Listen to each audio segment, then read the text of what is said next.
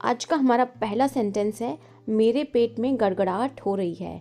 पेट में से आने वाली आवाज़ें जो ज़्यादातर हमें भूख लगने पर आती हैं, उसको इंग्लिश में बोलते हैं grumbling. My stomach is grumbling.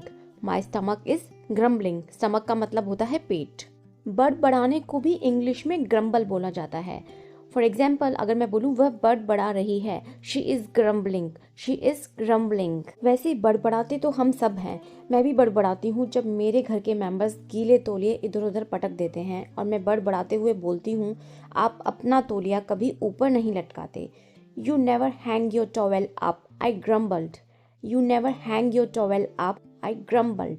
Hang का मतलब होता है लटकाना, अप का मतलब होता है ऊपर, और ग्रम्बल का मतलब होता है बड़बड़ाना। जब किसी को बहुत जोरों की भूख लगी होती है तो इंग्लिश में इसके लिए एक मुहावरा होता है, आई could eat a horse. I could eat a horse, जो ये बताती है कि सामने वाले को बहुत ज़्यादा भूख लगी है। आज मैंने खाना नहीं खाया और अब मुझे बहुत तेज भूख लगी है। I did not eat today, I could eat a horse. I did not eat today, I could eat a horse. गुर्राना को इंग्लिश में बोलते हैं ग्रोलिंग। कुत्ता मुझ पे गुर्राने लगा। The dog started gruelling at me. The dog started gruelling at me. किसी व्यक्ति को गुस्से में उसके चेहरे या सर पे मारने के लिए इंग्लिश में बोला जाता है क्लॉक समवन। मैं इतना गुस्से में था कि मैं उसके मुंह पे मारना चाहता था। I was so angry I wanted to clock him. I was so angry I wanted to clock him. One more example, उसने मेरे परिवार के बारे में कुछ ऐसी अभद्र टिप्पणी की कि मैंने बस पीछे मुड़कर उसकी तरफ देखा और उसे एक मारा। He made some rude comment about my family, so I turned around and clocked him one. He made some rude comment about my family, so I turned around and clocked him one. अभद्र टिप्पणी के लिए English में बोलते हैं rude comment. Family मतलब परिवार, turn around मतलब मुड़ना, एंड क्लॉक हिम वन मतलब मैंने उसे मुंह पे एक मारा। ऐसा व्यक्ति जिसे पार्टीज में कोई इंटरेस्ट ना हो या सामाजिक गतिविधि में वो ज़्यादा रुचि ना लेता हो, ऐसे व्यक्ति को बोलते हैं party pooper. I am a party pooper. मुझे पार्टी ज़्यादा पसंद नहीं है, I am a party pooper. और ऐसे लोग जब पार्टी में पार्टिसिपेट नहीं करते, अपने दोस्तों के साथ डांस नहीं करते, उनके साथ में इन्वॉल्व नहीं होते, तो फ्रेंड्स बोल देते हैं कि यार पार्टी का मज़ा ख़राब मत करो। Don't be a party pooper. Don't be a party pooper. Sling का मतलब होता है किसी चीज़ को किसी चीज़ के ऊपर लटकाना या टांगना। फॉर एग्जाम्पल, मेरी ऑफिस मेट ने मुझसे पूछा कि आपने सीमा को देखा। मैंने कहा हाँ, बस उसने अपना बैग लटकाया और चली गई। She slung her bag and went. She slung her bag and went. Slung sling की सेकेंड फॉर्म होती है। पास्ट की बात कर रहे हैं तो हम बोलेंगे स्लंग। वर्क प्लेस पे आपने नोटिस किया होगा, ज़्यादातर लोगों को ऐसी हैबिट होती है कि वो अपना जैकेट उतारते हैं और कुर्सी के पीछे लटका देते हैं। मैं आमतौर पर अपनी जैकेट को अपनी कुर्सी के पीछे लटकाता हूँ। I usually sling my jacket over the back of my chair. I usually sling my jacket over the back of my chair. Back होता है पीछे, चेयर के पीछे। बच्चों को हम अधिकतर देखते हैं कि वो अपना बैग या उनके हाथ में कोई चीज़ दे दें तो वो ऐसे लटकाते हुए उसे चलते हैं। तो इस तरह से केयरलेसली किसी चीज़ को लटकाने के लिए भी इंग्लिश में बोलते हैं स्लिंग। अपना बैग फर्श पर मत लटकाओ। Don't sling your bag on the floor. Don't sling your bag on the floor. ठंडी की वजह से हमारे हाथों और पैरों की उंगलियां झनझनाने लगती है, स्पेशली पैरों की, और हम बोलते हैं कि मेरे पैर की उंगलियां ठंड से झनझना रही हैं। My toes are tingling with the cold. My toes are tingling with the cold. Toes होता है पैर की उंगलियां, और झंझनाहट को इंग्लिश में बोलते हैं टिंगल। तो जब हमारे हाथों या पैरों की उंगलियों में जब झंझनाहट होती है तो हम क्या करते हैं, हम अपने हाथों और पैरों की उंगलियों को मूव करने की कोशिश करते हैं, खोलने और बंद करने की कोशिश करते हैं, जिससे हमारा ब्लड सर्कुलेशन अच्छा होता है एंड वी फील बेटर। तो इसको इंग्लिश में बोलेंगे try to clench and unclench your fingers. Try to clench and unclench your fingers. हमारी कोहनी जब किसी हार्ड ऑब्जेक्ट जैसे कि दीवार से जब अचानक से एक्सीडेंटली टकरा जाती है तो ऐसा लगता है जैसे करंट सा पास हो गया है और कोहनी में एक झंझनाहट सी होती है। तो इसको बोलेंगे my elbow is tingling. My elbow is tingling. And कोहनियों में झंझनाहट होने पर हम बोलते हैं कि अपने हाथों को खोलने और बंद करने का प्रयास करो। Try to clench and unclench your hands. Try to clench and unclench your hands. Animals की स्किन पे जब हम हाथ फेरते हैं, उन्हें टच करते हैं, तो उनकी स्किन पे एक झुंझुनाहट होने लगती है जो क्लियर कट विजिबल होती है, वो हम देख सकते हैं। मैंने गाय के सर पर हाथ फेरा जिससे उसको झुनझुनी होने लगी। I stroke the cow's head which made it tingle. I stroke the cow's head which made it tingle. Stroke का मतलब होता है हाथ फेरना, काउज हेड मतलब काऊ के सर पे, और टिंगल का मतलब होता है झंझनाहट। जब कोई व्यक्ति बहुत ज़्यादा गुस्से में होता है और अपने गुस्से को कंट्रोल करते हुए अपनी मुट्ठियों को भींच लेता है तो उसको बोलेंगे he clenched his fist to control his anger. He clenched his fist to control his anger. Clench का मीनिंग आपको पता है, भींच लेना, बंद कर लेना। फिस्ट का मतलब होता है मुट्ठी, एंगर का मतलब होता है गुस्सा, कंट्रोल का मतलब होता है नियंत्रण करना।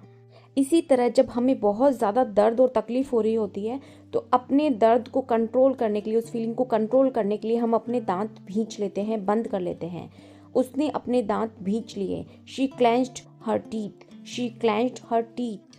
किसी चीज़ को दबाकर मोड़कर उसमें से तरल पदार्थ को निचोड़ना को इंग्लिश में बोलते हैं रिंग आउट। जैसे कि लड़कियां अपने लंबे बालों को धोने के बाद में निचोड़ती हैं, उसमें से पानी को निकालती हैं। Wring your hair out. Wring your hair out. उसने शर्ट को निचोड़ा और सूखने के लिए लटका दिया। She wrung out the shirt and hung it to dry. She wrung out the shirt and hung it to dry. Past की बात हो रही है तो यहाँ पे हम रंग यूज करेंगे जो कि रिंग की सेकंड फॉर्म होती है। बाल धोने के बाद लड़कियां अपने बालों को तौलिए में लपेटती हैं। अगर हमें ये लाइन बोलनी है अपने बालों को तौलिए में लपेटें तो हम बोलेंगे wrap your hair in towel. Wrap your hair in towel. Wrap का मतलब होता है बांधना। मैं ठेठ गांव का हूँ। I am typical villager. I am typical villager. Typical का मतलब वैसे तो होता है ठेठ, लेकिन इसको समझने के लिए आप बोल सकते हैं कि जिस चीज़ से आप कंपैरिजन कर रहे हैं उस चीज़ की सारी क्वालिटीज़ विशिष्ट रूप से उस चीज़ में है। अगर विलेजर बोल रहे हैं तो मतलब एक टिपिकल विलेजर में जो चीज़ें होती, विशिष्टता होती है वो इस इंसान में है। अगर आप बोलते हैं टिपिकल स्टूडेंट है तो स्टूडेंट में जो खासियत होती है, जो विशिष्टता होती है वो उस पर्सन में है जिसका आप कंपैरिजन कर रहे हैं। या आप बोलें कि I am a typical vegetarian तो मतलब आप विशिष्ट रूप से, पक्के रूप से एक वेजिटेरियन हैं। Next word is cheugy. Cheugy का मतलब होता है आउटडेटेड, जो बहुत पुराने ज़माने का होता है। फॉर एग्जांपल अगर मैं बोलूँ कि मेरी एक फ्रेंड है सीमा, लेकिन वो बहुत पुराने ज़माने की है, इसका मतलब उसका बात करने का तरीका, उसका रहन सहन पुराने ज़माने का है। Seema is cheugy. Seema is cheugy. किसी कपड़े के बारे में भी बोला जा सकता है। फॉर एग्जाम्पल ये जैकेट पुराने ज़माने की है। This jacket is cheugy. This jacket is cheugy. जब हम खाने पे बैठते हैं और वहाँ पे कोई ऐसा एक व्यक्ति हो जो प्रोत्साहित कर रहा हो हमें खाना खाने के लिए कि खाना शुरू करो, खाना ठंडा हो रहा है या और ले लो, तो इसको इंग्लिश में बोलते हैं डिग इन। डिग इन। खाना ठंडा हो रहा है, शुरू करो। The food is getting cold, dig in. The food is getting cold, dig in. कंधे उचकाना को इंग्लिश में बोलते हैं श्रग। उसने अपने कंधे उचकाए। जैसे कि हमने किसी से पूछा और उसने रिस्पॉन्स में जवाब न देते हुए बस अपने कंधे उचका दिए। He shrugged his shoulders. He shrugged his shoulders. Shoulders का मतलब होता है कंधे। मेरी दोस्त हमेशा जवाब में सिर्फ कंधे उचकाती है। वह शब्दों में जवाब देने में बहुत आलसी है। My friend just shrugs in reply. Too lazy to answer in words. My friend just shrugs in reply. Too lazy to answer in words. Lazy का मतलब होता है आलसी। किसी व्यक्ति को ग्रीट करते हुए जब हम उससे मिलते हैं, उसका हाथ मिलाते हैं और बहुत ही गर्म जोशी से हाथ को पकड़ के ऊपर और नीचे हिलाते हैं तो उसको बोलते हैं पम्प समवन्स हैंड।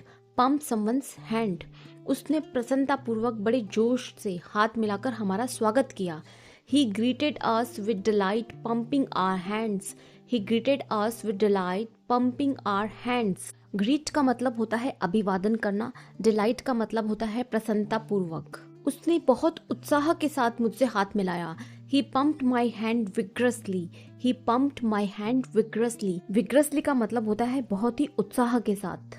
कंधों को आगे की ओर झुकाकर बैठना, चलना या खड़े होना, इस तरह के पोस्चर को इंग्लिश में बोलते हैं स्लाउच। जैसे कि क्लास टीचर्स अक्सर बच्चों को बोलती है कि पीठ सीधी करें, सीधे होके बैठें, झुके नहीं। Straighten your back, don't slouch. Straighten your back, don't slouch. झुको मत, सीधे खड़े हो जाओ। Don't slouch, stand up straight. Don't slouch, stand up straight. Stand up का मतलब होता है खड़े होना। आपने कुछ लोगों को देखा होगा जो लिक्विड चीज़ें पीते हुए काफ़ी शोर करते हैं, क्योंकि वो लिक्विड चीज़ों को पीने के साथ साथ हवा भी खींच रहे होते हैं। तो इसको इंग्लिश में बोलते हैं स्लर्प। चाय को आवाज करके मत पियो, don't slurp your tea, don't slurp your tea. चीज़ों को आइडेंटिफाई करने के लिए या सूंघने के लिए हम जो नाक से तेजी से सांस लेते हैं उसको बोलते हैं स्निफ। सपोज अगर मैं बोलती हूँ कि मैंने दवा सूंघी, I sniff the medicine, I sniff the medicine. Suppose मुझे कपड़े धोने हैं और सामने पड़े हुए मेरे मोजे हैं, मैं उनको सूंघ कर देखती हूँ कि क्या इनको लॉन्ड्री के लिए रखना है, क्या इनको धोने की ज़रूरत है। I sniffed my socks to see if they need to be washed, I sniffed my socks to see if they need to be washed. मैंने अपने मोजों को सूंघा ये चेक करने के लिए कि क्या उनको धोने की ज़रूरत है। जब हमें सर्दी या जुकाम होता है तो हम अपनी नाक से निकलने वाली लिक्विड को बार बार तेजी से हवा के साथ अंदर खींचते हैं, उसे बाहर निकलने से रोकने के लिए। तो यहाँ भी हम यूज़ करेंगे स्निफ। अगर आपके सामने बैठा हुआ व्यक्ति बार बार इस तरह का प्रोसेस करता है और आप उससे पूछना चाहते हैं कि आपकी नाक बहुत बहरी है, क्या आपको सर्दी है, you are sniffing a lot, do you have a cold, you are sniffing a lot, do you have a cold. समस्याओं के बारे में बात करना हमेशा अच्छा होता है, लेकिन कभी कभी सिचुएशन ऐसी होती है घर परिवार में या बाहर वर्क प्लेस में कि समस्या के बारे में न बोलना ही बेहतर होता है, क्योंकि उसके बारे में बोल देने पे समस्याएं और ज़्यादा जटिल हो जाती हैं। तो इसके लिए इंग्लिश में एक मुहावरा होता है, इडियम होता है, लेट स्लीपिंग डॉग्स लाई। इसका मतलब है किसी समस्या को नज़रअंदाज कर दो। अगर इसके बारे में आप निपटने का प्रयास करेंगे, बोलेंगे तो सिचुएशन और ज़्यादा कॉम्प्लिकेटेड हो जाएगी। तो उसके लिए बोलते हैं let sleeping dogs lie. For example, हमारी एक कोवर्कर है, वो बार बार हमारे समझाने के बाद भी नई नई समस्याओं को छेड़ देती है। ऐसा ही फिर किसी दिन हुआ जहां उसके बोलने के बाद चीज़ें और कॉम्प्लिकेटेड हो गई और मैंने उसे समझाते हुए बोला, तुम इस बात को नज़रअंदाज क्यों नहीं कर सकती थी, क्या ज़रूरत थी बोलने की। Why couldn't you let sleeping dogs lie? Why couldn't you let sleeping dogs lie? Why couldn't you let sleeping dogs lie? एक और कॉन्टेक्स्ट में हम इस इडियम को यूज़ करते हैं जब हम ये बोलते हैं कि कोई ऐसी सिचुएशन या ऐसा कोई इंसिडेंट या ऐसी कोई बात है जिसको अधिकतर लोग भूल चुके हैं और अब हमें आज उस टॉपिक के बारे में चर्चा नहीं करनी चाहिए, उस मुद्दे को वापस नहीं छेड़ना चाहिए।